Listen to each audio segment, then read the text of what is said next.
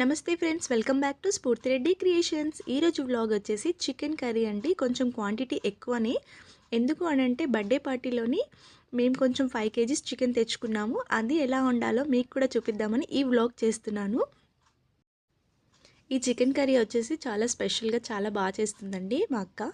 తను చేస్తుంటే నేను వీడియో తీస్తున్నాను, మీకు ఎక్స్ప్లెయిన్ చేస్తున్నాను. పక్కా కొలతలతో పాటు ఎలా చేసుకోవాలో చూపించేద్దాం. ఎందుకనంటే మనం 5 కేజీస్ చేసుకోవాలంటే కొంచెం భయపడుతూ ఉంటాం, ఏది ఎక్కువ తక్కువ అని.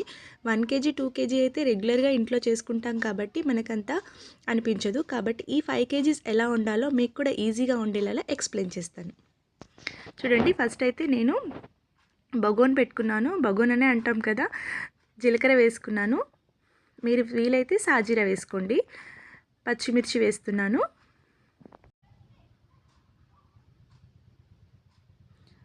నాన్ వెజ్లో అయితే పోపులోకి పచ్చిమిర్చి కంపల్సరీ అండి. చూడండి, ఆనియన్స్ కూడా వేసేస్తున్నాను.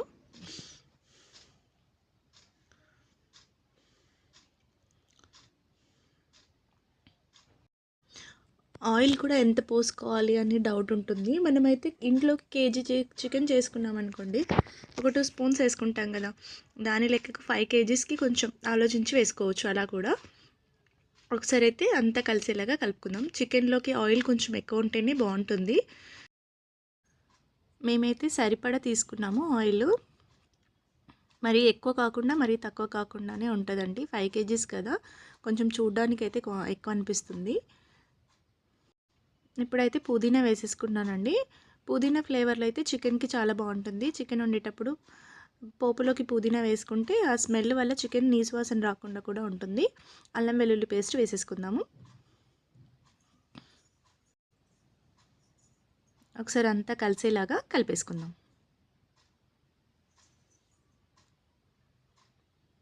అల్లం వెల్లుల్లి పేస్ట్ అంతా కూడా నూనెలో కరిగేలాగా కలిపేసుకోండి.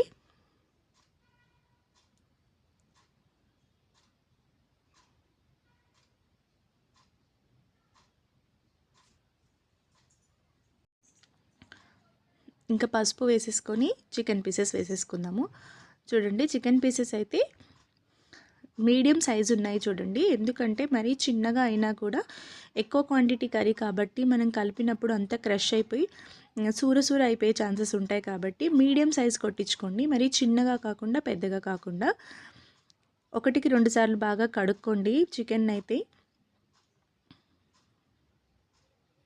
చూడండి, మొత్తం ఇలా వేసేసాను నీళ్ళు రాకుండా.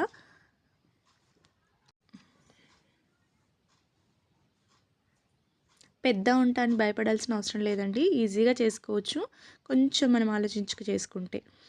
చూడండి, ఉప్పు అయితే కొంచెం వేస్తున్నాను, ముక్కలకు సరిపడమా కొద్దిగా, ఎందుకంటే టేస్టీ కోసం. తర్వాత మళ్ళీ వేసుకుందాం. ఇప్పుడైతే మూత పెట్టి ఉడికించుకుందాం. చూడండి, ఒక 10 మినిట్స్ మూత పెట్టేసరికి వాటర్ ఇలాగా ఊరాయో, ఇలా మొత్తం వాటర్ అయితే పోయలేదు, అవే ఊరినవే. ఇప్పుడు మనం 2 టమాటాలు అయితే వేసేసుకున్నాను. నేను కొంచెం గ్రేవీ కోసమని వాటర్ వేయకుండా కొంచెం టమాటా గ్రేవీ లాగా వస్తే బాగుంటుందనేసి మేమైతే టమాటాలు వేసుకుంటున్నాము. కారం కూడా సరిపడా తీసుకుందాం. కారం వేసుకోవడానికైతే కొంచెం ఆలోచించి వేసుకోవచ్చు. ఎందుకంటే మనం ఇంట్లో చేసుకుంటే మన కారం క్వాలిటీ ఎలా ఉంటుందంటే కొంచెం తక్కువ ఎక్కువ కారం ఉంటుంది అనుకో. మనం కిలోకి 2 స్పూన్స్ వేసుకున్నాం అనుకోండి, 5 కేజీస్కి కొంచెం చూసి వేసుకోవచ్చు. అలా ఆలోచించుకొని ఉప్పు కూడా వేసుకుందాం.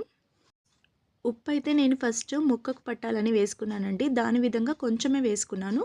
ఇప్పుడు ఉప్పు కారం అంతా కలిసేలాగా ఇలా కలిపేసుకోండి. కలిపేసుకున్న తర్వాత ఒక 10 మినిట్స్ అలాగే పెట్టండి. చూడండి, ఊకే కలిపితే కూడా ముక్క విరిగిపోతుంది, క్రష్ అయిపోతుందండి. నాన్ వెజ్ ఎప్పుడు కూడా ఊకే కలపకూడదు.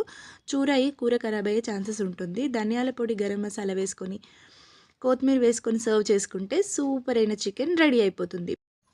ఈ విధంగా చికెన్ ఎన్ని కేజీస్ అయినా మనం చేసుకోవచ్చండి, ఇలా ఆలోచించుకొని చేసుకుంటే. ఈ వీడియో కనుక మీకు నచ్చినట్లయితే లైక్ చేయండి, షేర్ చేయండి, సబ్స్క్రైబ్ చేసుకోవడం మాత్రం మర్చిపోకండి.